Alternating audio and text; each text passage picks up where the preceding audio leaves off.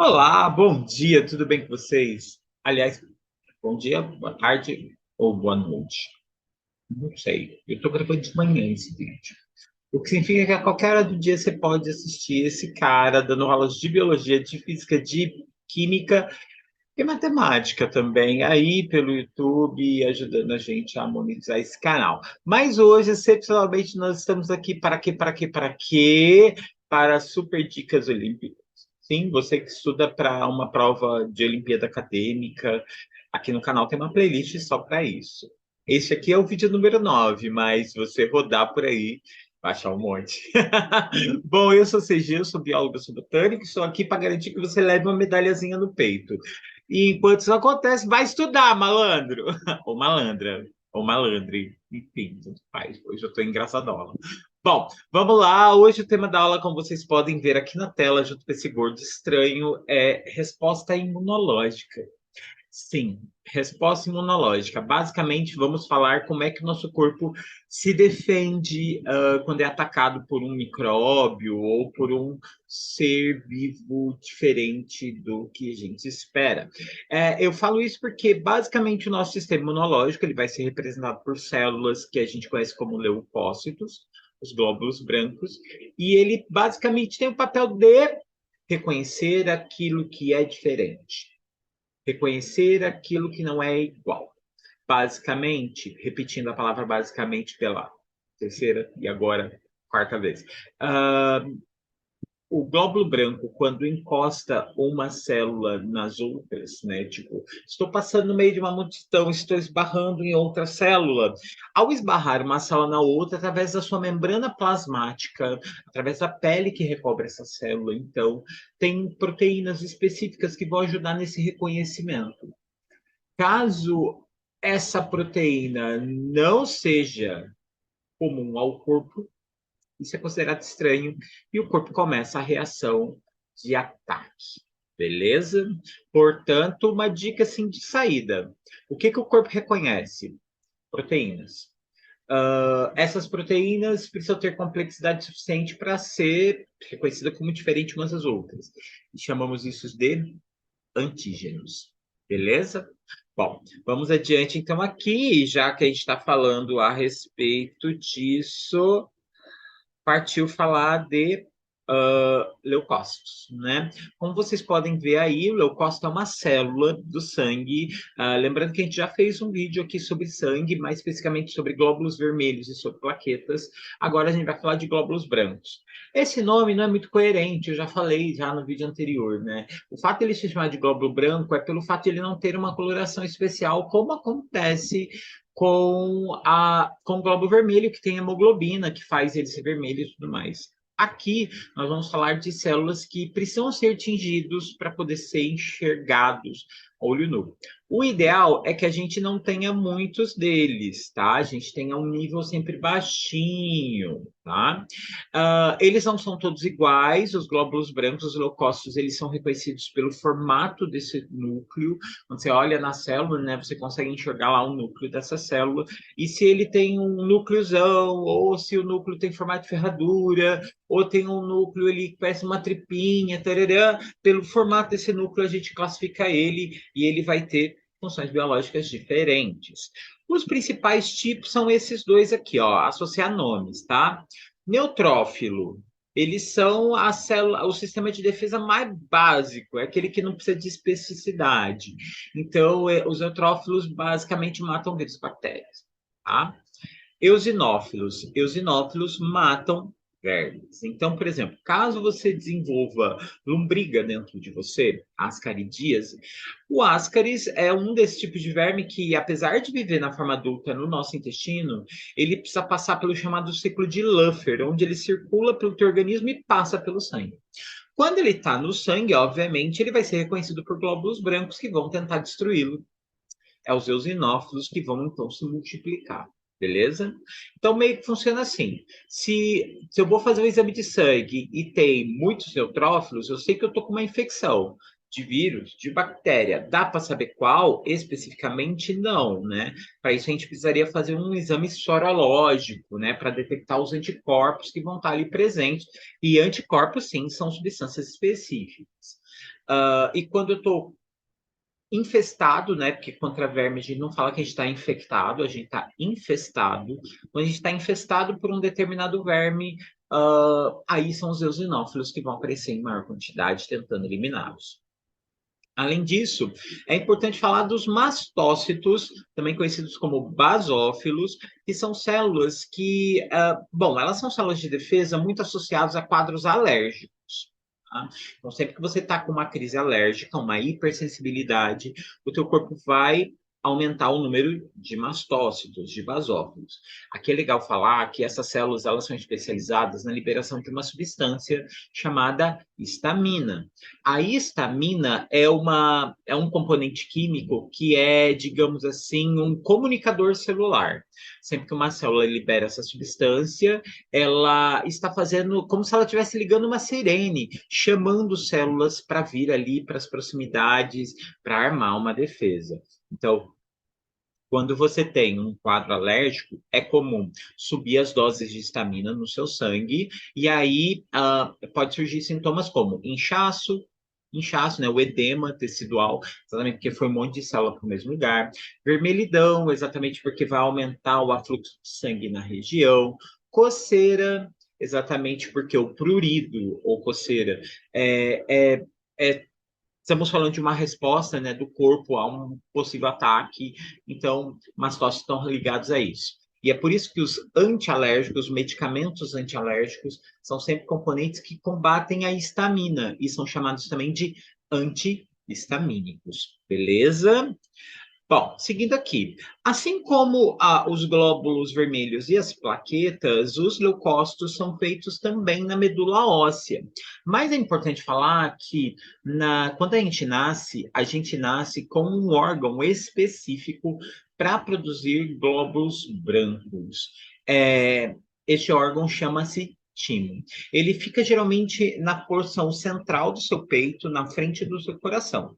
Porém, à medida que a gente vai crescendo, esse órgão vai se atrofiando. E ao longo desses primeiros anos de vida, ele vai liberando um monte de glóbulos brancos para o seu sangue. Aliás, aqui é legal falar que a gente chama os glóbulos brancos também, alguns glóbulos brancos, por uma nomenclatura especial.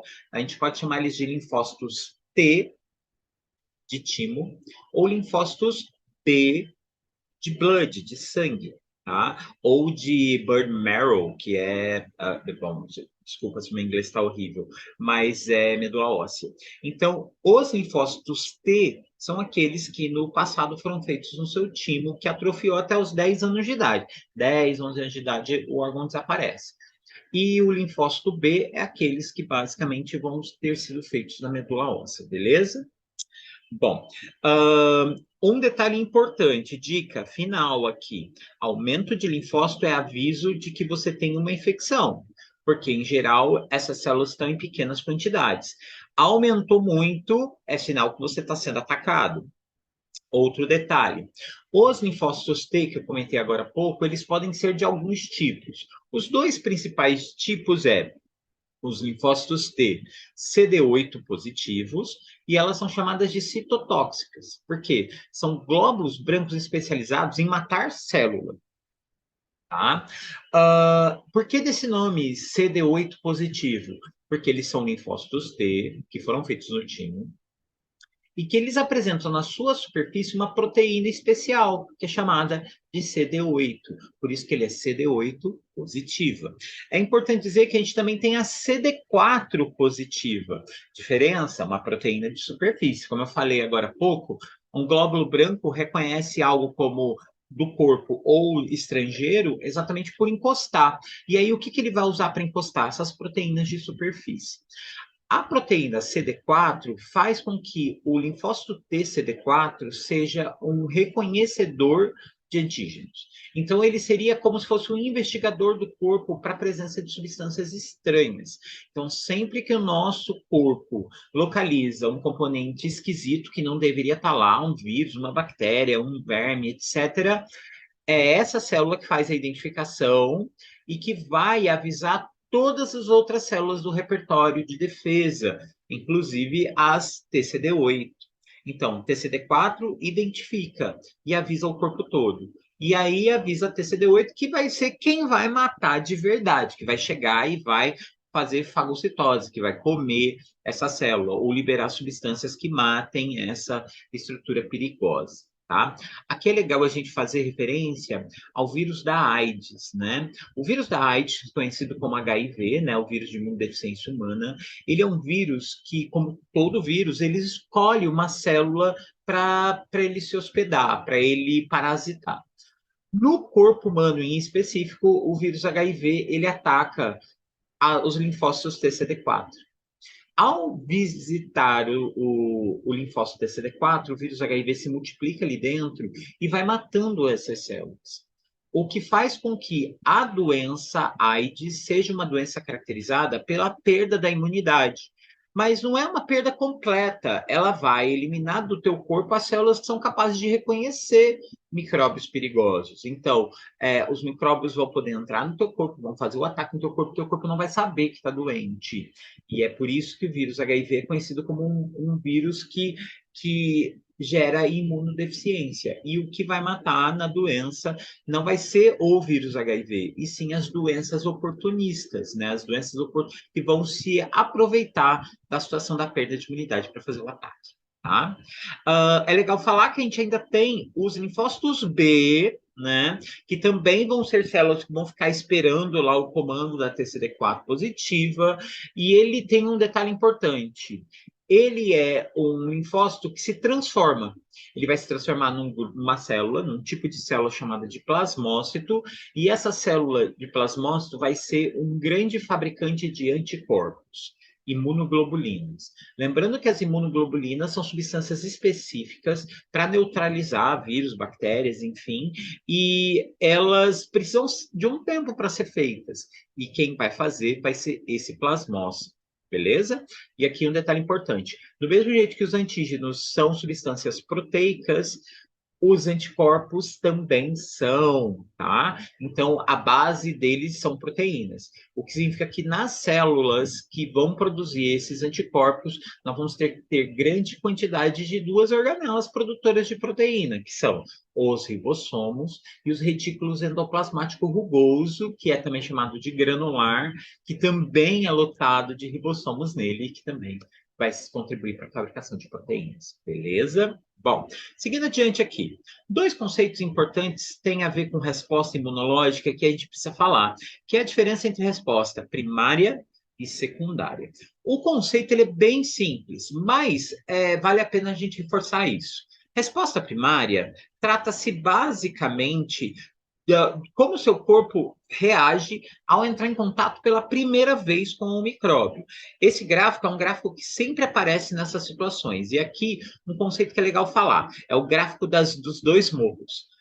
O primeiro morro representa a quantidade que teu corpo vai ter de anticorpos fabricados depois do primeiro contato, depois da primeira vez que você entrou em contato com um determinado vírus ou bactéria.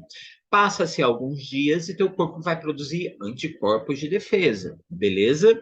Uh, É importante dizer que estes anticorpos, depois de serem feitos, eles começam a combater o agente agressor e te livra de uma possível doença, né? Essa é a resposta primária, que vai ser a resposta que o teu corpo tem quando entra em contato com o micróbio pela primeira vez. A resposta secundária, ela vai acontecer pela segunda vez? Não, ela vai acontecer todas as outras vezes que não for primária. Então, por exemplo, se eu peguei gripe pela primeira vez hoje, meu corpo vai levar aí alguns dias para fabricar esses anticorpos. Quando eu entro em contato com o mesmo vírus que causou essa primeira gripe, meu corpo já tem um monte desses anticorpos, o meu corpo já criou células de memória. Então não vai precisar demorar um tempão para fabricar células de defesa, né? Nem produzir anticorpos. A resposta vai vir muito mais alta, a resposta vai ser muito mais imediata, e ao invés de levar, às vezes, 20, 30 dias para armar a defesa, em questão de 24 horas é feita. Então, resposta primária é o seu primeiro contato com o antígeno, seja pegando a doença ou seja tomando a vacina. Tá? Já a resposta secundária é todas as outras vezes que o mesmo antígeno entrar novamente na tua circulação, como o teu corpo já armou a defesa, se o corpo já criou memória, a resposta é muito mais rápida. Aqui é legal falar que a resposta primária pode levar até 30 dias para acontecer. E é por isso que quando a gente toma vacina, não significa que, tomei a agulhada, então agora já estou imunizado. Não, vai levar alguns dias para que teu corpo arme a defesa, né? E nesse período, você ainda pode pegar a doença, tá? Enquanto que na resposta secundária, aí teu corpo já armou a defesa, já está tudo amadurecido, teu corpo já tem células de memória, e aí a resposta acontece em questão de horas. É legal a gente falar também que quando a gente fala de imunoglobulinas, né, dos anticorpos, quando a gente pensa na resposta imunológica, são fabricados anticorpos em quantidades diferentes. O primeiro anticorpo que é feito é uma imunoglobulina chamada de imunoglobulina M. Ela vai ser feita em grande quantidade quando você tem o primeiro contato com o antígeno. Posteriormente, vai começar a ser feita uma imunoglobulina do tipo G. Essas duas imunoglobulinas, elas acabam ajudando em testes a gente a saber se você entrou em contato recentemente ou se você faz muito tempo que entrou em contato com micróbio. Por exemplo, pessoas que nunca pegaram Covid e pegam pela primeira vez, as taxas de anticorpos que vão ser encontradas em maior quantidade nelas vai ser imunoglobulinas M. Agora, se você já pegou, já curou a Covid, vai pegar uma Covid pela segunda vez ou algo desse tipo, quando eu faço o teste sorológico para ver que tipo de anticorpo eu vou encontrar em você, eu vou encontrar imunoglobulinas do tipo G, que é exatamente essas, né, que são mais prolongadas, que duram mais tempo no nosso corpo e, obviamente, vão dar o aviso que o teu corpo está preparado para uma resposta mais madura. Beleza? Tá, o papo tá bom, mas vamos para exercício? Vamos para exercício. Eu separei alguns aqui para a gente fazer todas as Olimpíadas Brasileiras de Biologia de anos anteriores e de fases anteriores. Bom, vamos ao primeiro aqui, uma questão da primeira fase de 2021. Um dos princípios básicos da vacina é a promoção de uma resposta imunológica mediante a inoculação de um antígeno específico. A ocorrência dessa resposta pode ser medida aferente à produção de... Bom, a gente consegue aferir através da quantidade de imunoglobulinas, né? Lembrando aí que o termo imunoglobulina é para se referir aos anticorpos. Então, a letra D está fora, letra E está fora.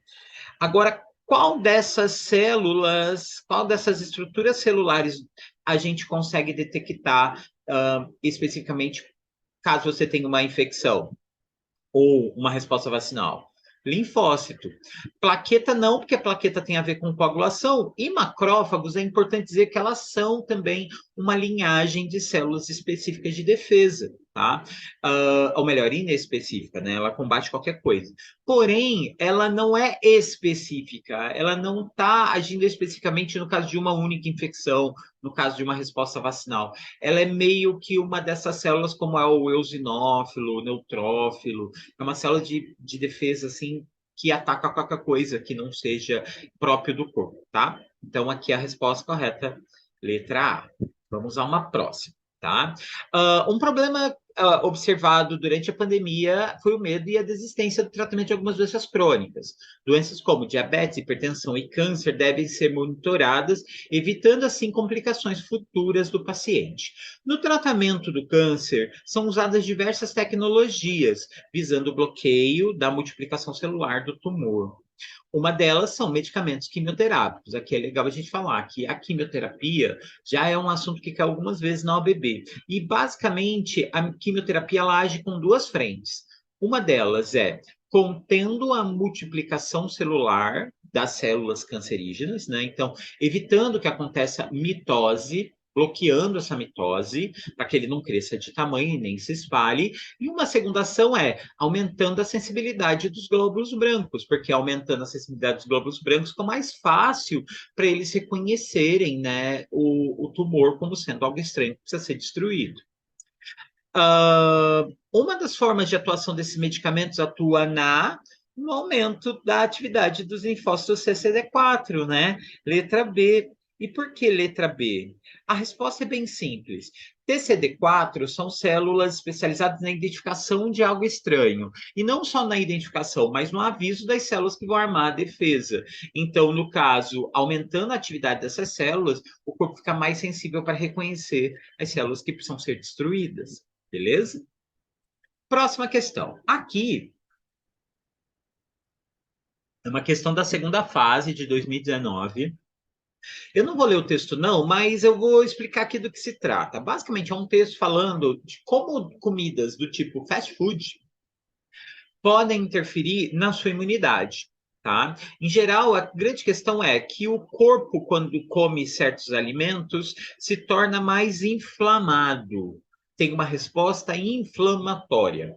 E o que, que é uma inflamação? Uma inflamação é uma resposta, né, do corpo diante de uma injúria, diante de um ataque, seja microbiano ou de um machucado. Por exemplo, eu ralo, o meu braço caiu no chão, aquela área vai doer, aquela área talvez inche, aquela área vai ficar avermelhada. Por quê? Toda vez que rola uma injúria, uma lesão, o teu corpo tem que armar uma defesa. E essa defesa acontece porque o teu corpo, mais específico as células de defesa, vão produzir substâncias inflamatórias, né? Essas substâncias são chamadas de interleucinas, tá? Na verdade, algumas interleucinas, porque à medida que eles foram descobrindo as interleucinas, que são chamadas pela sigla IL, né, interleucina, foram sendo numeradas. Então tem IL1, IL2, IL3, IL4, IL5, assim por diante. Né?